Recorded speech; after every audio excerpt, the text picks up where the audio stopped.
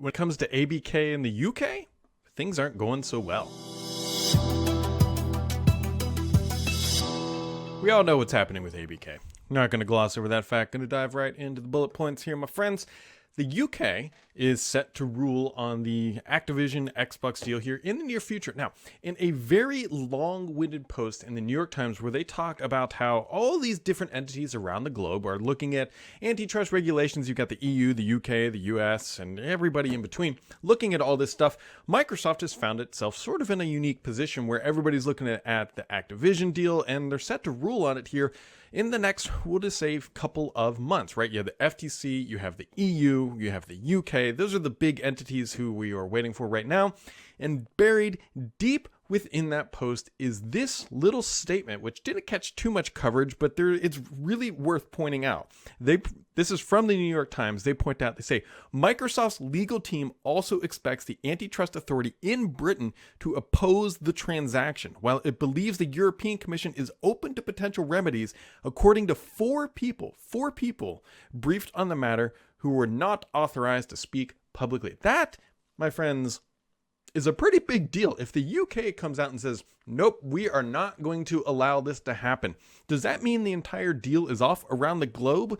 Well, we don't really know yet. I suspect that if the UK comes out and says, nope, we're going to block this transaction here in our country, it's going to get a little dicey, because I think from Microsoft's perspective, the two that they really care about are the EU and the FTC. So what happens then if the EU comes out and says, look, here's the remedies we require, Microsoft appeases those, same with the FTC, and they can actually get it through? Would they just go through this transaction anyways? And then what happens in the UK? Does Microsoft just have to pull out and not sell Call of Duty there?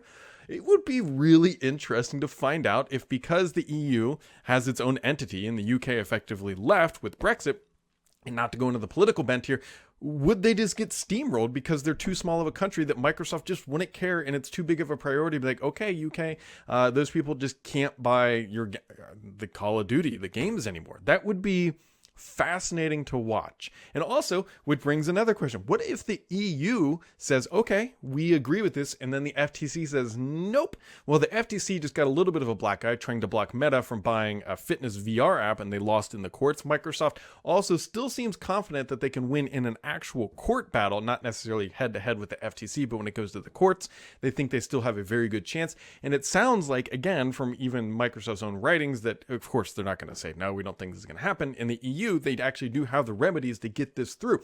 So this is far from over. Not to mention, in the US, the FTC trial, I believe, is set in August. So we are going to be talking about this for a long time, my friends. But that is just sort of a quick update.